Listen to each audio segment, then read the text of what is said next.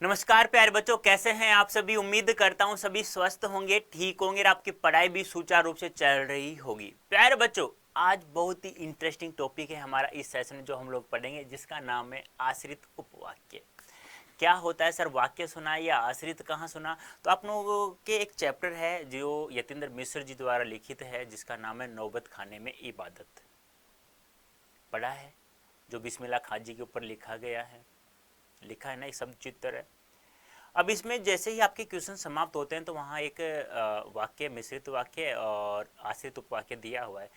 क्या पता वहीं से ही जो आपके सिलेबस में एक टॉपिक है रचना के आधार वाक्य के भेद, क्या पता यहीं से उठ करके जो का तो यही क्यों ना आ जाए। आश्रित उपवाक्य बताइए क्या होता है, कितने प्रकार का होता है, कौन कौन से होते हैं, या कोई वाक्य देकर पूछ ले कौन सा आश्रित उपवाक्य है, फिर क्या करोगे आप लोग।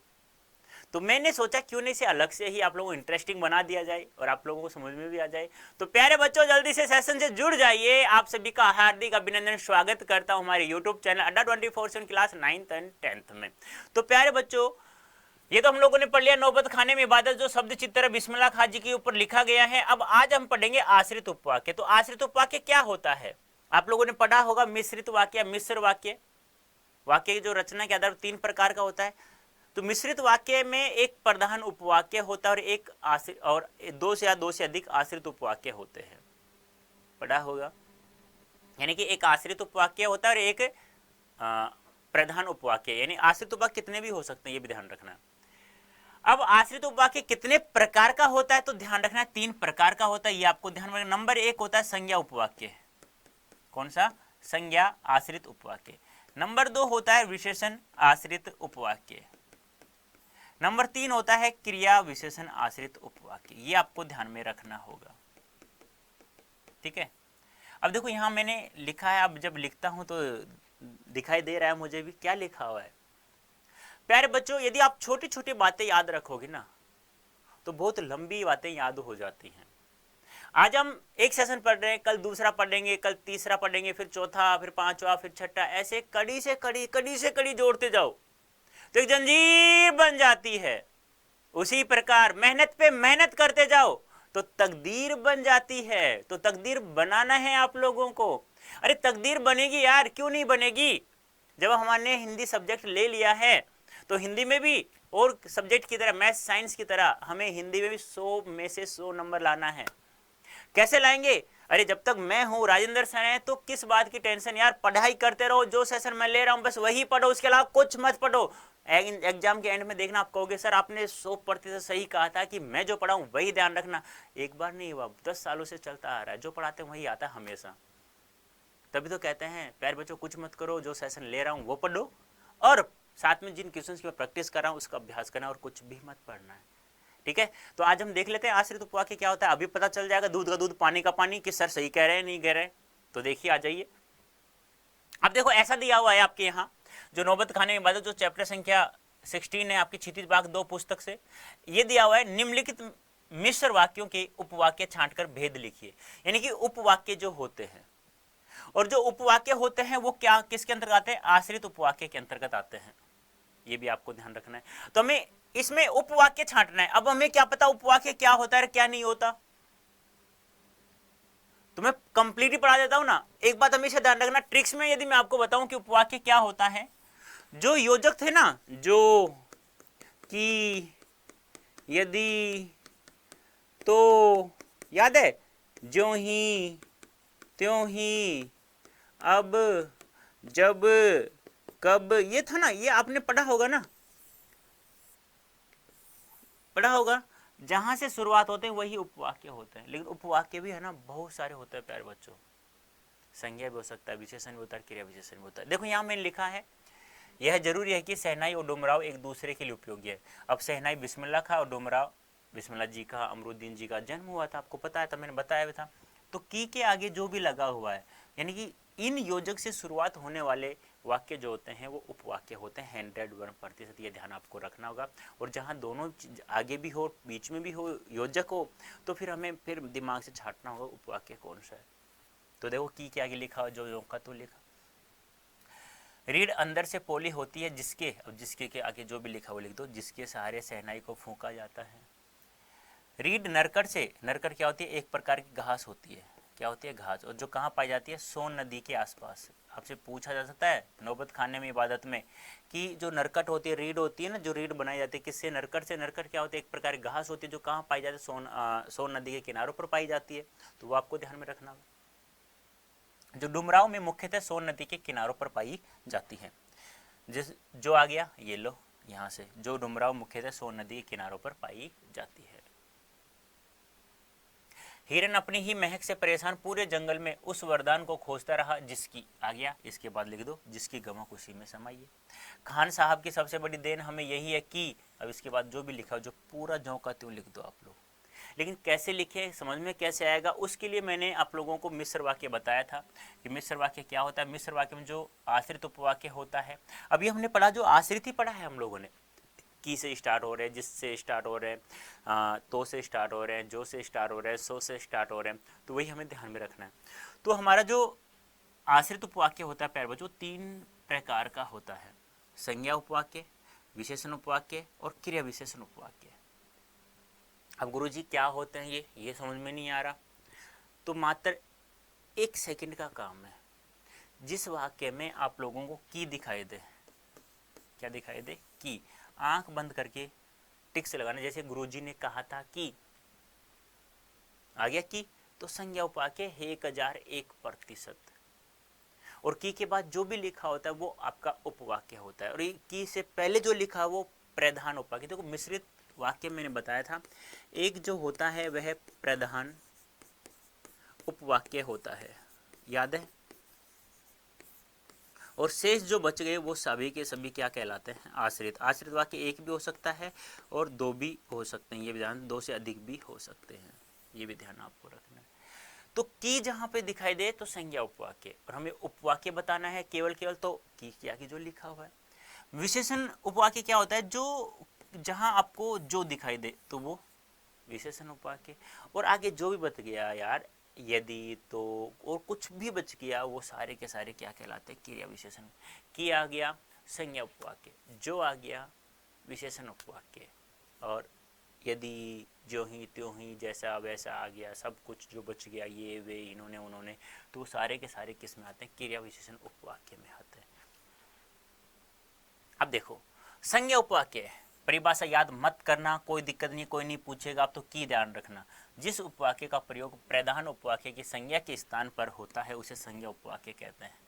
ठीक है, देखो ये उपवाक्य की संयोजक से जुड़े रहते हैं। मैंने कहा ना की आता है, जैसे कहते हो मैं नहीं चाहता कि, आपसे वहां पूछे निम्नलिखित वाक्य में उपवाक्य बताइए, की के बाद जो भी लिखा वो उपवाक्य, ये लो ये उपवाक्य हो गया भाई, ये लो, हमसे तो यही पूछा जाएगा बस। अब बाई चांस यदि ये उपवाक्य आश्रित उपवाक्य जो हैं उनके भेद पूछ ले, कौन कौन से होते हैं, ये वाक्य कौन सा आश्रित उपवाक्य है, तो मैं पढ़ा रहा हूं। अरे 2 मिनट का काम है, समझ तो गए ना आप। अब आगे बस पढ़ लो, की देखो, जो देखो, और जो बच गया वो क्रिया विशेषण हो गया, की आ गया संज्ञा उपवाक्य, जो आ गया विशेषण उपवाक्य, और जो भी बच गया है वो हमारा किसके अंतर्गत आ जाएगा, हमारा किसके अंतर्गत आएगा, क्रिया विशेषण। वह जानता है कि गर्वित परिश्रमी लड़का है। गुरुजी ने कहा था कि, मैंने सोचा कि, समझ में आ रहा है ना, बस तो फिर नेक्स्ट विशेषण उपवाक्य, प्रधान उपवाक्य में प्रयुक्त संज्ञा सर्वनाम की विशेषता बताने वाला आश्रित उपवाक्य। यानी कि विशेषण होता क्या है, संज्ञा सर्वनाम की विशेषता बताने वाले, जैसे काला लड़का, काला विशेषता बता रहा है लड़के की, छोटी औरत, छोटी औरत की विशेषता बता रहा है, मीठा रसगुल्ला, चटपटी सब्जी, मुलायम गाल, लंबी नाक, लंबा कान, लाल लाल होठ, तो ये क्या है, लाल लाल, लंबी, छोटा, मोटा, मोटा आदमी, लंबा आदमी, तो ये क्या है, सब विशेषता है, तो वही विशेषता बता रहे हैं। देखो ये वाक्य उपाय जो से शुरू होते हैं। अब जो के रूप देखो, जिससे, जिन्होंने, जिनका, ये भी आ जाए तो भी ध्यान रखना है हमें। अब ये तो याद रखना पड़ेगा भाई, जो के रूप में जिसने, जिन्होंने, जिनका, जिन्होंने, जिसने, ये तो रूप में इनके, ये तो याद रखना पड़ेगा। वैसे जो, बस 2 याद रखना है आपको संयोजक, एक तो की और जो, बस जो विशेषण, की संज्ञा, बस ये ध्यान रखना है प्यारे बच्चों। जैसे देखो मैंने एक महिला देखी जो विकलांग थी। मैंने एक महिला देखी। तुमने एक सुंदर सी बस देखी। हाँ, कह सकते हो ना, ये ध्यान रखना। मैं कल गर्वित से मिला जो जयपुर में रहता है। बस ये ध्यान आपको रखना है, ज़्यादा कुछ नहीं करना है, गलती नहीं करनी है हमें किसी प्रकार से। की और जो को ध्यान रखना है, दूध का दूध पानी का पानी हो जाएगा प्यारे बच्चों। अब देखो क्रिया विशेषण उपवाक्य क्या होता है। जो उपवाक्य प्रधान उपवाक्य की विशेषता का बोध कराता है उसे क्रिया विशेषण कहते हैं। क्या क्या आता है? जब, ज्यों ही, जो, यदि, यद्यपि, जहाँ, जिधर आदि संयोजक होते हैं। यानी कहने का तात्पर्य क्या है प्यारे बच्चों, की और जो को छोड़ देना, इसके अलावा जो भी कुछ आ जाता है वो सब के सब किस में आते हैं? क्रिया विशेषण उपवाक्य में होते हैं। जो ही गाड़ी आई वह चढ़ गया, जिधर देखो उधर भ्रष्टाचार है, जैसी करनी वैसी भरनी, जो जागत है सो पावत है। अब देखो यहाँ पे जो भी आ रहा है सो भी आ रहा है, तो ध्यान रखना है आप लोगों को ये चीज़ें। समझ में आ गया? लेकिन आपके जो टॉपिक है ना वो ध्यान रखना क्या है आपके सिलेबस में, रचना के आधार पर, रचना के आधार पर वाक्य के भेद, ये है टॉपिक, ध्यान रखना। और कितने होते हैं? 3। कौन कौन से? सरल वाक्य, संयुक्त वाक्य और मिश्र वाक्य, ये ध्यान रखना है। ये तो अलग से दिया है आपके नौबत खाने की इबादत में पूछा गया है। जो मिश्र वाक्य में एक प्रधान और शेष आश्रित उपवाक्य होता है ना, आश्रित उपवाक्य, तो यहाँ उपवाक्य के बारे में मैंने बताया। चलो एक वाक्य मैं आपसे पूछ लेता हूँ, मुझे बताना है आपको। जैसे मैंने लिखा, जो जागत है सो पावत है। मुझे कमेंट बॉक्स में ना इसका आंसर देना है कि एक वाक्य ये है, एक वाक्य है, इसमें हमें प्रधान या मुख्य उपवाक्य कौन सा है। बस आपको मुझे कमेंट बॉक्स में आंसर देना है इसका। जो जागत है सो पावत है, बस इसका आंसर देना है कमेंट बॉक्स में। तो प्यारे बच्चों यहाँ एक कोड दिखाई दे रहा है Y323, ये कोड ये हमें कहाँ यूज करना है उसकी भी आप लोगों को चर्चा करेंगे। लेकिन जो क्वेश्चन था हमारे यहाँ पे क्या था, मिश्र वाक्यों में उपवाक्य छांटकर भेद लिखना है। जैसे मैंने कहा, यह जरूर है कि शहनाई और डुमराव एक दूसरे के लिए उपयोग, यही वाक्य था ना। तो मैंने कहा की से आगे जुड़ने वाला सबके सब जो का त्यों लिख देना, यही कहा था ना आपसे। अब ये क्या है, की आ गया तो क्या कौन सा उपवाक्य हो गया? संज्ञा उपवाक्य हो गया। अब यहाँ देखो, जिसके सारे शहनाई को फूंका जाता है, यहाँ पे देखो जिसके आ गया, जो का रूप है नहीं है तो कौन सा हो गया? विशेषण हो गया, विशेषण उपवाक्य। अब यहाँ देखो रीढ़ नरकट से बनाया जाता जो आ गया तो कौन सा? ये भी विशेषण उपवाक्य हो गया। यहाँ देखो क्या आ रहा है, देख लो सीधा सीधा देखो ना, जिसकी, तो देखो ना मैंने अभी अभी बताया था यार आप लोगों को, कोई दिक्कत आए तो देख लेना। यहाँ पे देखो ये रहा,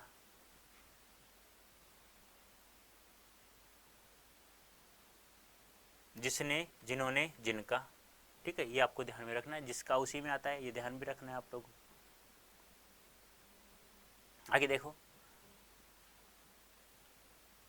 जिसकी आ गया, यहाँ देखो की तो संज्ञा उपवाक्य, और उससे आगे वाला क्या हो गया? संज्ञा उपवाक्य। उससे आगे वाला क्या हो गया? उपवाक्य है। हमें तो उपवाक्य क्यों ही छांटना है, बस ये भी नहीं बताना है कि कौन सा उपवाक्य, तो पूछ भी ले तो ये भी आपको ध्यान में रखना है। आगे देखिए, अब देखो यह भी जाने सम क्या होता है, श्रुति क्या होता है। देखो सम क्या होता है, ताल का एक अंग होता है। तो संगीत में वह स्थान जहाँ लय की समाप्ति और ताल का आरंभ होता है। लय की तो समाप्ति हो, ताल का आरंभ हो, ऐसा संगीत जिसमें लय तो समाप्त हो रहा है और ताल की शुरुआत हो रही है, उसे क्या कहा जाता है? सम कहा जाता है। पूछा जा सकता है आपसे, यानी कि ताल का वह अंग जिसमें लय की समाप्ति और हो रही हो और ताल का आरंभ हो रहा हो, तो उसे क्या कहा जाता है? उसे सम कहा जाता है। ऐसे हम दान श्रुति एक स्वर से दूसरे स्वर पर जाते समय अत्यंत सूक्ष्म स्वरांश क्या कहलाता है? श्रुति कहलाता है। यानी कि एक स्वर से दूसरे स्वर पर जाते समय जो छोटा सा जो स्वरांश होता है, जो स्वर का अंश होता है, जो गूंज का अंश होता है, जो ध्वनि का अंश होता है, उसे कहा जाता है श्रुति। देखो वाद्य यंत्र क्या होता है। हमारे देश में वाद्य यंत्रों की मुख्य 4 श्रेणियां मानी जाती हैं। पूछा जाता है हमारे देश में वाद्य यंत्रों की कुल कितनी श्रेणियां मानी जाती है, तो 4। कौन कौन सी? तत्व, वितत, सुशीर, घनवाद और अवनद्ध। ये आपके पाठ्य पुस्तक में दिया, मैं अलग से कहीं से नहीं पढ़ा, तुम सोचो कहीं से और पढ़ा रहे हैं गुरुजी, नहीं। तत्व वितत क्या होता है? तार वाले वाद्य, जैसे जिसमें तार होता है, जिसमें क्या होता है? तार दिखा, एक बारीक सा तार होता है ना, जैसे हम लोग सितार बजाते हैं तो आप लोग तार देखा होगा। हाँ, वीणा तार होता है, सितार, सारंगी, सरोद। सुशीर क्या होता है? जो फूंक कर बजाए जाने वाले होते हैं, जैसे बांसुरी फूंक बजाए नहीं, याद होगा। शहनाई होती है और नागशोरम। जो शहनाई तो जिसके ऊपर लिखा है शहनाई मतलब बिस्मिल्लाह खां, ये भी ध्यान रखना है, बिस्मिल्लाह खां साहब। घनवाद क्या होता है? आघात से बजाए जाने वाले धातुवाद, जैसे झांझ, मंजीरा, घुंघरू। अवनद्ध क्या होता है? चमड़े से मड़े वाद, तबला, ढोलक, मृदंग। ऐसे याद रखना है। देखो आपसे पूछे जाएगा एग्जाम में तो आपको याद करना पड़ेगा प्यार बच्चों, इसका कोई और चारा भी नहीं है। अब देखो पूछा है ना, लेखक जो बिस्मिल्लाह खां जी थे, इस रास्ते से लोग नहीं जाते थे, लेकिन उसे उस रास्ते से जाने में क्या जाता था? मजा आता, मनोरंजन होता, क्योंकि वहां पे बतलून बाई और रसलून बाई दोनों गायिकाएं गाना गाया जाती थी, और उसे समय समय पर क्या दिखाई देता, सुनता, कभी चेती, कभी ठुमरा, कभी टप्पा, उसे सुनाई देता, वो उसे बहुत अच्छे लगते। तो चेती क्या होता है? ये होता है चडल चहित चित लागे ना रामा, बाबा के भगवान भवनवा वीर बमनवा, सगुन विचारो, कब होई वे पिया से मिलनवा, हो रामा चडल चहित चित लागे ना रामा। यानी एक गाना जो होता है, संगीत जिसमें अब होता है, सम जिसे कहते हैं, ताल का वह स्थान जिसमें लय समाप्ति हो और ताल का आरंभ, उसे सम कहते हैं। तो वही बात है चेती, एक उदाहरण है चेती का, ऐसे नहीं चेती यही है, चेती ये भी है और बहुत सारी चेतियां ऐसी होती हैं। ठुमरी, बाजूबंद खुल खुल जाए, जादू की पुड़िया भर भर मारी, हे बाजूबंद खुल खुल जाए। तो ये क्या है? ठुमरी का एक उदाहरण है। ऐसे टप्पा, बांगा विच आया करो, बांगा विच आया करो, मक्खियां तो डर लागदा, गुड़ जरा कम खाया करो। तो अर्थ नहीं समझ में आ रहा तुम लोगों को ना, ये कोई दिक्कत नहीं, हमें तो ध्यान रखना, पूछ लेगा वैसे, ये देख करके पूछ लेगा, निम्नलिखित पता है क्या है? टप्पा है, चेती है, क्या है ये, इस प्रकार से। तो प्यारे बच्चों, जो कोड है ना ये Y323, ये हमें यूज करना है। कहाँ पर ये दादरा है देख लीजिएगा, ये हमें निश्चय बैच में ध्यान रखना है। जो आप लोग Y323 कोड यूज करोगे प्यारे बच्चों, तो आप लोगों को मैक्सिमम डिस्काउंट प्राप्त हो जाएगा। यदि आपको पावरफुल अंग्रेजी सीखनी है, इंग्लिश कैसे बोलते हैं सीखना है, तो भी आप लोगों को Y323 कोड यूज करना है, और प्यारे बच्चों आ जाना है हमारे पेड बैच में। अब आपको PDF चाहिए, PYQ चाहिए, सैम्पल पेपर भी चाहिए, तो प्यारे बच्चों कहाँ मिलेगा? ये हमारे ऐप पर मिलेगा, अड्डा 24/7 ऐप। यदि प्यारे बच्चों डाउनलोड नहीं किया है तो प्ले स्टोर से डाउनलोड कर लीजिएगा, सभी फ्री ऑफ कॉस्ट आपको प्राप्त होते हैं। अब आप पढ़ाई कर रहे हो क्लास 9th एंड 10th अड्डा 24/7 यूट्यूब चैनल पर, अच्छा लगता है तो प्यारे बच्चों क्या है, लाइक शेयर है, कमेंट देख लेना आप अपने अनुसार। पर मैं तो उम्मीद करूंगा कि आपको बहुत अच्छा लगा, समझ में आ गया है, तो ईमानदारी से पढ़ाई करना, और अब की बार मुझे 100 में से 100 नंबर लाकर दिखा देना है। तो अभी के लिए इतना ही, धन्यवाद, थैंक यू सो मच।